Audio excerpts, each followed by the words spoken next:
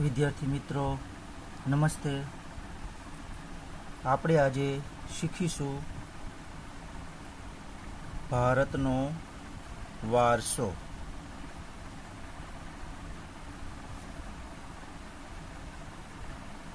ભારતનો વારસો. ભારત પ્રાચીન સંસ્કૃતિ ધરાવતો દેશ છે. પ્રાચીન સંસ્કૃતિ એટલે કે જૂની સંસ્કૃતિ. ભારત પ્રાચીન સંસ્કૃતિ ધરાવતો દેશ છે. ભારતના પ્રાચીન ગ્રંથ વિષ્ણુ પુરાણમાં ભારત વિશે એક ઉક્તિ લખવામાં આવેલી છે. ભારતના પ્રાચીન ગ્રંથ વિષ્ણુ પુરાણની અંદર શું છે? એક ઉક્તિ લખવામાં આવેલી છે. તો એ ઉક્તિ આપણે અહીંયા લખીએ અને જોઈએ. ઉત્તરમ યત સમુદ્રસ્ય.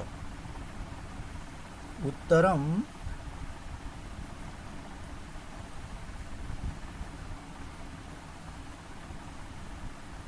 ઉત્તરમ યત સમુદ્રસ્ય હિમાદ્રેશ્ચેવ દક્ષિણમ. હિમાદ્રેશ્ચેવ દક્ષિણમ. હવે આ શું કહેવા માંગે છે? તો કે સમુદ્રની ઉત્તરે અને હિમાલયની દક્ષિણે. સમુદ્રની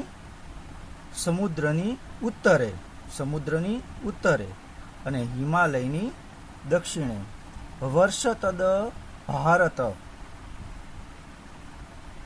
વર્ષતદ ભારત નામ ભારતી યત્ર. નામ ભારતી યત્ર સંતતિ. સંસતિ એટલે કહેવા માંગે છે કે સમુદ્રની ઉત્તરે અને હિમાલયની દક્ષિણે આવેલા સ્થળનું નામ ભારત વર્ષ છે. હવે જો ભારત વર્ષને બરોબર, ભારત વર્ષ, જંબુદ્વીપ, આર્યાવર્ત અને ભરતખંડ ના નામે પણ ઓળખવામાં આવે છે.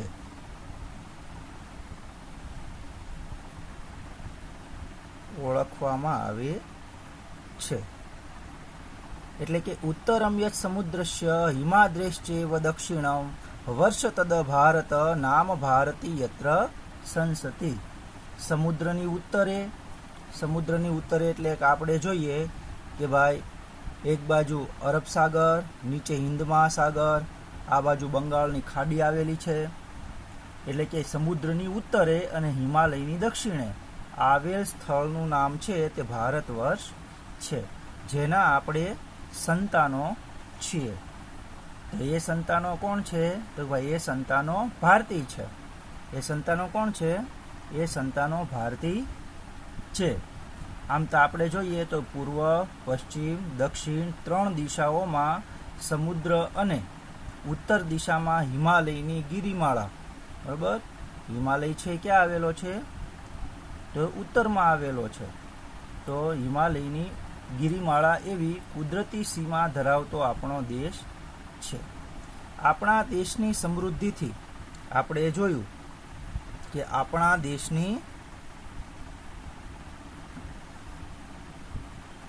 દેશની સમૃદ્ધિથી તો અગાઉ આપણે જોયેલું હતું, બરોબર. અગાઉના વિડીયોમાં આપણે જોયું હતું કે ભાઈ નેગ્રીટો,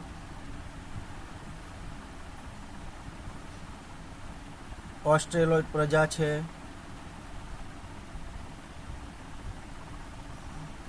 મોંગોલોઇડ, આર્મેનોઇડ, ડિનોરિક, મોંગોલોઇડ, આર્મેનોઇડ, ડિનોરિક પ્રજા ભારતમાં આવેલી જોવા મળે છે. ભારતમાં આવેલી જોવા મળે છે. તેમજ આપણે એક જોયેલું હતું, બરોબર, સૂત્ર પ્રમાણે આપણે વિડીયોમાં જોયેલું હતું કે બરોબર PDF,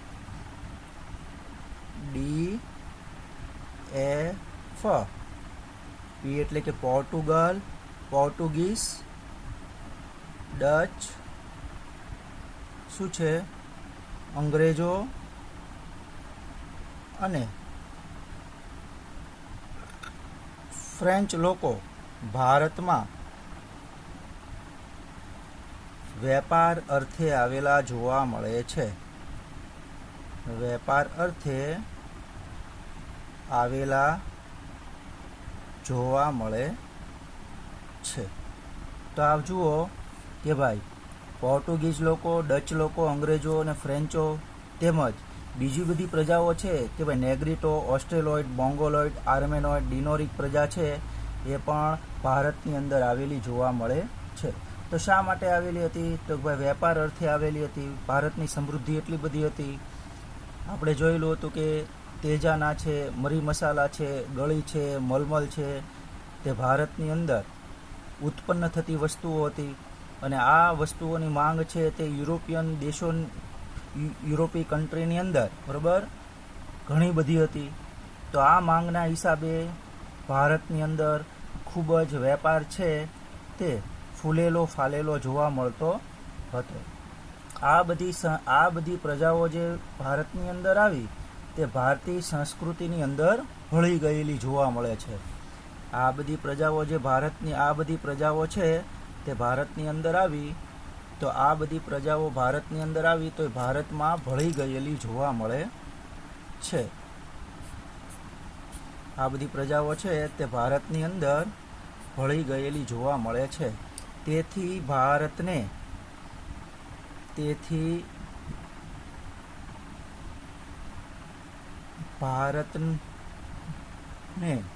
ભાતીગળ સંસ્કૃતિ, કેવી સંસ્કૃતિ?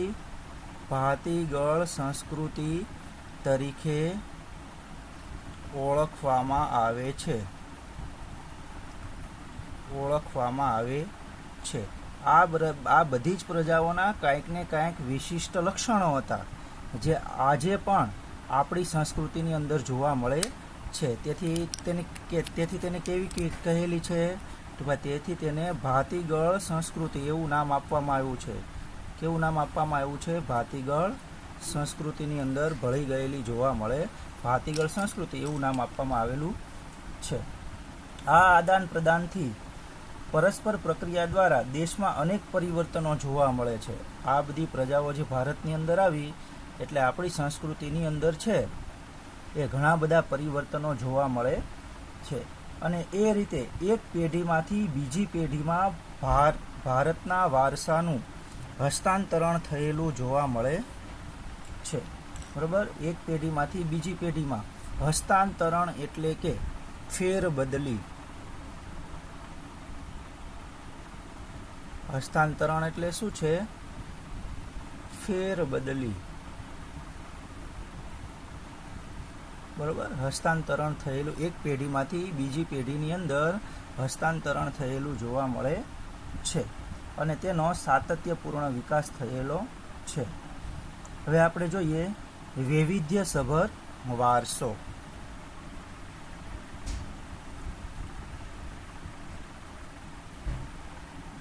વૈવિધ્યસભર વારસો.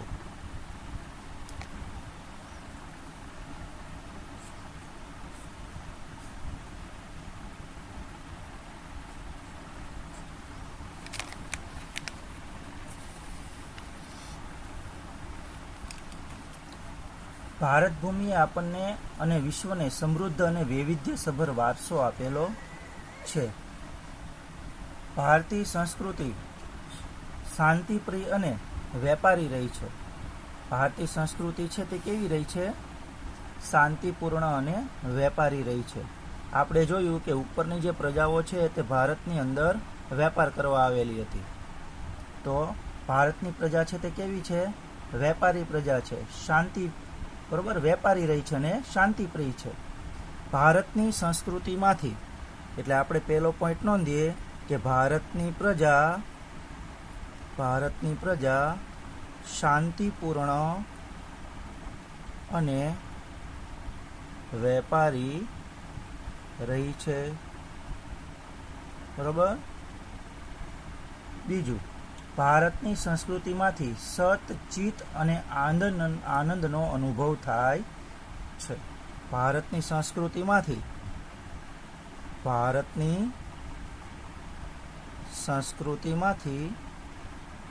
સત,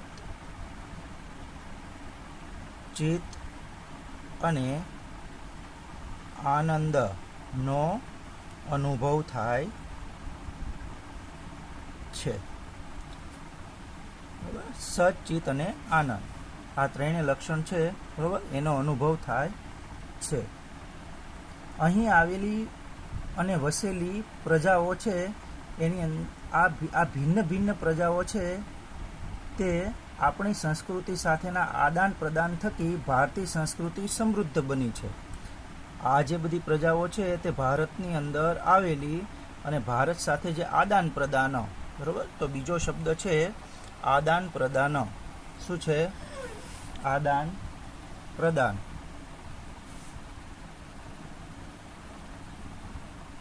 આદાન પ્રદાન. આદાન પ્રદાન એટલે શું છે? કે આપ લે. શું? આદાન પ્રદાન એટલે કે આપ લે. બરોબર.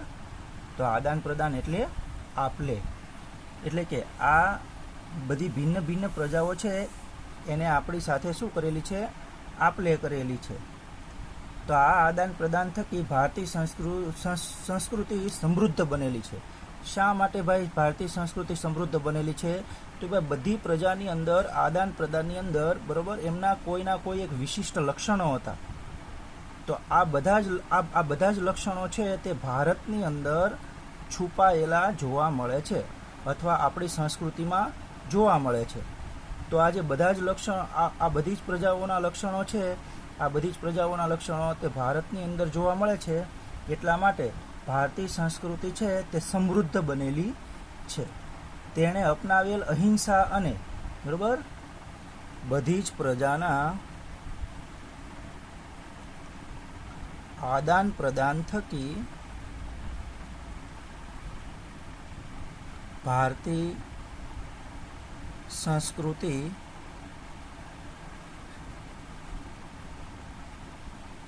સમૃદ્ધ બની. હવે આપણે જોઈએ કે તેણે અપનાવેલા અહિંસા અને શાંતિના મૂલ્યોની આજે પણ વિશ્વભરમાં પ્રશંસા અને સ્વીકાર થયો છે. ઉપર જ આપણે જોયું કે ભારતની પ્રજા કેવી છે? શાંતિપૂર્ણ છે. અને કેવી છે? તો ભાઈ વેપારી રહી છે. તો ભારતની અંદર ભારતે શું અપનાવેલું છે? ભારતે અપનાવેલ અહિંસા. બરોબર. આપણે ગાંધીજીએ પણ કહેલું હતું અહિંસા પરમો ધર્મ, એટલે કે આપણે હિંસા કરવી જોઈએ નહીં.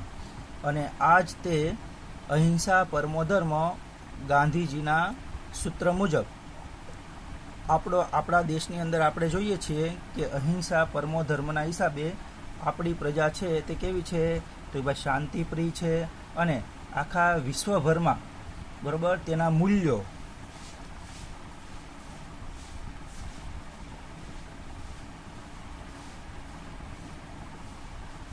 વિશ્વભરમાં ભારતના શાંતિના મૂલ્યોનો સ્વીકાર થયેલો છે. એટલે કે ભારતે અપનાવેલ અહિંસા વિશ્વભરમાં ભારતના મૂલ્યોનો સ્વીકાર થયો છે. બરાબર. વિશ્વભરની અંદર આપણા જે મૂલ્યો છે એનો સ્વીકાર થયો છે. સિંધુ ખીણની સંસ્કૃતિના લોકોથી શરૂ કરીને આજ દિન સુધીના લોકોએ ભારતને પોતાની આવડત, બુદ્ધિશક્તિ અને કલા કૌશલ્ય દ્વારા સમૃદ્ધ બનાવ્યું છે. હવે કઈ? તો ભાઈ સિંધુ ખીણની સંસ્કૃતિ દ્વારા. કઈ સંસ્કૃતિ દ્વારા? સિંધુ ખીણની સંસ્કૃતિના લોકોથી શરૂ કરીને આપણી શરૂઆત ક્યારથી થયેલી છે તો ભાઈ સિંધુ ખીણની સંસ્કૃતિના લોકોથી, બરોબર, સિંધુ ખીણની સંસ્કૃતિના લોકોથી શરૂ કરીને, બરોબર, આજ દિન સુધી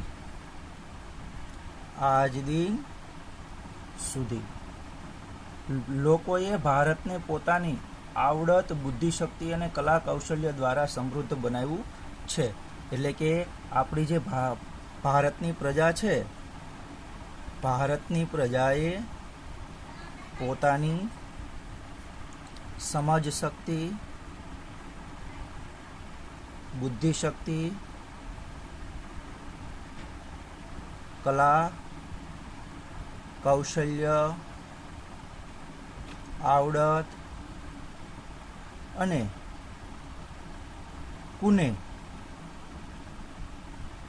દ્વારા ભારતને સમૃદ્ધ બનાવ્યું છે. બરાબર?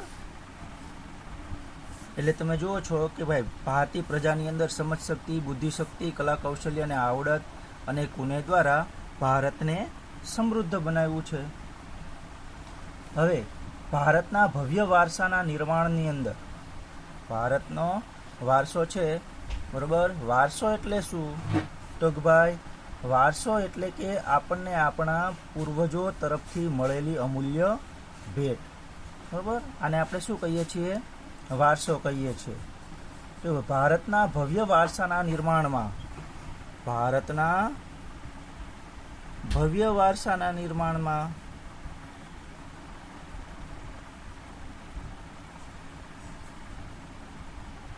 હવે જો ભારતના ભવ્ય વારસાના નિર્માણની અંદર કોનો કોનો મહત્વનો ફાળો છે? તો ભાઈ ઋષિ મુનિઓ, સંતો, પછી વિદુષીઓ,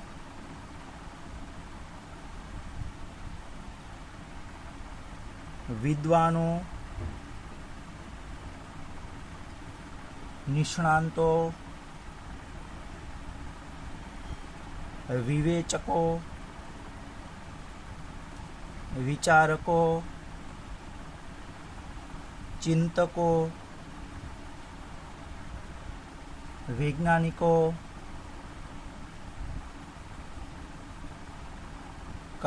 કલા અને કલા દર્શાવતા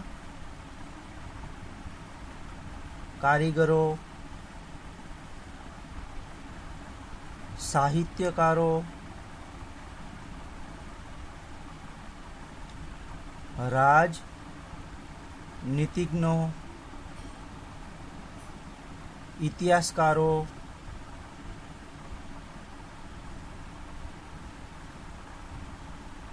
અને સમાજ સુધારકો. અને કોણ છે? સમાજ સુધારકોનો ફાળો રહેલો છે. બરાબર? એટલે આ બધાનો છે તે અગત્યનો ફાળો રહેલો છે. તો ભારતના ભવ્ય વારસાના નિર્માણમાં ઋષિમુનિઓ, સંતો, વિદુષીઓ, વિદ્વાનો, નિષ્ણાંતો, વિવેચકો, વિચારકો, ચિંતકો, વૈજ્ઞાનિકો, કલા દર્શાવતા કારીગરો, સાહિત્યકારો, રાજનીતિજ્ઞો, ઇતિહાસકારો અને સમાજ સુધારકોનો અગત્યનો ફાળો રહેલો છે.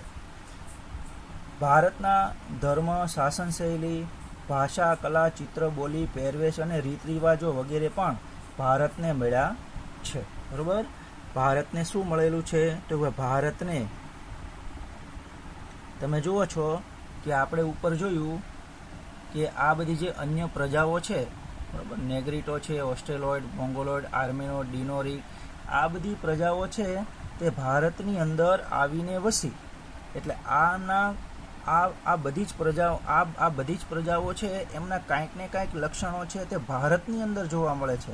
એટલે કઈ સંસ્કૃતિનું નિર્માણ થયું? ભાતીગળ સંસ્કૃતિનું નિર્માણ થયું. એટલે કે ભારતને, બરોબર, ધર્મ, પહેરવેશ, બોલી, શાસન શૈલી, શૈલી એટલે કે પદ્ધતિ, શૈલી એટલે તે શું છે? પદ્ધતિ, ભાષા, કલા, ચિત્ર, રીત રિવાજો વગેરે પણ ભારતને મળ્યા. બરોબર, વગેરે ભારતને મળ્યા.